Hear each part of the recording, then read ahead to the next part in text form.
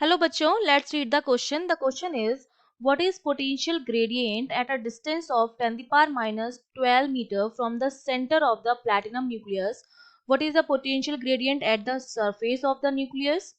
Atomic number of platinum is 78 and radius of platinum nucleus is given as 5 into 10 to the power minus 15 metre. तो देखिए हमें क्या निकालना है, potential gradient निकालना है। एक तो सरफेस पर निकालना है न्यूक्लियस की और एक 10 to the power minus 12 metre की डिस्टेंस पर निकालना है। ठीक है, तो हमारा की कॉन्सेप्ट क्या रहेगा, हम जानते हैं कि हमारा जो पोटेंशियल ग्रेडियंट होता है और इलेक्ट्रिक फील्ड जो होता है उसमें रिलेशन क्या होता है, E equals to minus of dv upon dr के बराबर होता है। या मैं कह सकती हूँ कि इलेक्ट्रिक फील्ड का जो मैग्नीट्यूड होता है वो dv अपॉन dr के क्या होता है, बराबर होता है, पोटेंशियल ग्रेडियंट के बराबर होता है। तो मैं क्या करूंगी, इस न्यूक्लियस के सरफेस पर और इससे 10 की पावर माइनस 12 मीटर की डिस्टेंस पर इलेक्ट्रिक फील्ड निकाल दूं और वही मेरा किसके बराबर हो जाएगा, पोटेंशियल ग्रेडियंट के बराबर हो जाएगा। तो देखिए सिचुएशन हमें क्या दे रखी है कि ये मेरे पास क्या है, न्यूक्लियस है।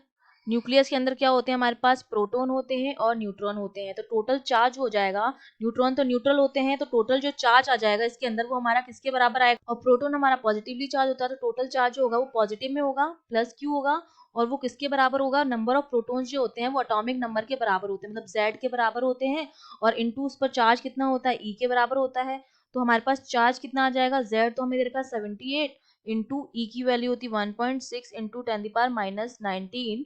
तो चार्ज जो हो गया हमारे पास वो कितना आ गया, 1.248 इंटू 10 की पावर माइनस 16 कूलाम, इतना चार्ज आ गया है।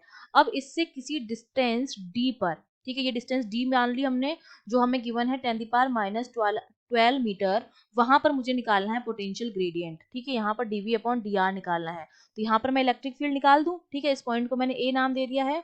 तो ए पॉइंट पर जो इलेक्ट्रिक फील्ड होगा मेरा ई ए, के क्यू अपॉन आर स्क्वायर के बराबर होता है इलेक्ट्रिक फील्ड। तो यहाँ पर हो जाएगा ये के क्यू अपॉन डिस्टेंस हमने मानी है डी, तो डी का स्क्वायर।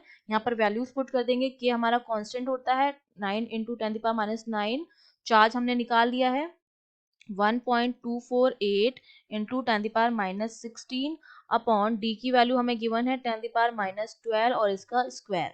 इसको जब हम सॉल्व करेंगे तो ये जो ई ए की वैल्यू आती है वो हमारे पास आती है 1.123 इंटू 10 पावर 17 वोल्ट पर मीटर। और यही वैल्यू जो मेरी होगी वो dv अपॉन डी आर के बराबर होगी, लेकिन dv upon D R minus में होता है। तो dv अपॉन डी आर की वैल्यू जो हो जाएगी हमारे पास dv upon D R at point A, which is equals to minus of 1.123 into 10 the power 17 volt पर मीटर। ठीक है, मतलब मैग्नीट्यूड तो सेम रहता है, साइन में चेंज होता है। तो अगर ये मेरा पॉजिटिव में है तो पोटेंशियल ग्रेडियंट होगा वो मेरा माइनस में हो जाएगा। अब हमें क्या निकालना है, सरफेस पर भी निकालना है। तो मैं क्या करूंगी, इस सरफेस पर डिस्टेंस जो हो जाएगी यहाँ पर, इस पॉइंट को मैंने बी नाम दे दिया है। तो यहाँ पर मैं पोटेंशियल इलेक्ट्रिक फील्ड निकाल लेती हूँ ई बी करके, और जिसकी डिस्टेंस हमारी इसके रेडियस के बराबर हो जाएगी। ठीक है, तो सरफेस पर जो इलेक्ट्रिक फील्ड आएगा ई बी वो हमारा किसके बराबर हो जाएगा, के क्यू अपॉन आर स्क्वायर। तो के की वैल्यू 9 इंटू 10 पावर 9, क्यू हमें गिवन है, हमने कैलकुलेट किया था 1.248 इंटू 10 पावर माइनस 16, और आर स्क्वायर, आर की वैल्यू हमको गिवन है 5 इंटू 10 पावर माइनस 15, और इसका क्या हो जाएगा, स्क्वायर हो जाएगा। तो इसको जब हम सॉल्व करेंगे तो इसकी जो वैल्यू आती है मेरे पास, ये हम सरफेस पर निकाल रहे हैं तो कैलकुलेट करने पर इसकी वैल्यू मेरे पास आएगी 4.5 इंटू 10 पावर 21 वोल्ट। तो हमारा जो सरफेस पर dv अपॉन dr जो हो जाएगा एट b, जो कि मेरा सरफेस है, वो किसके बराबर हो जाएगा, minus of 4.5 into 10 power 21 volt पर मीटर। ये मेरा आ गया है सरफेस पर। ठीक है, और पहले वाला हमने डिस्टेंस पर निकाल लिया, तो ये हमारा आंसर हो गया। I hope you understood well, all the best.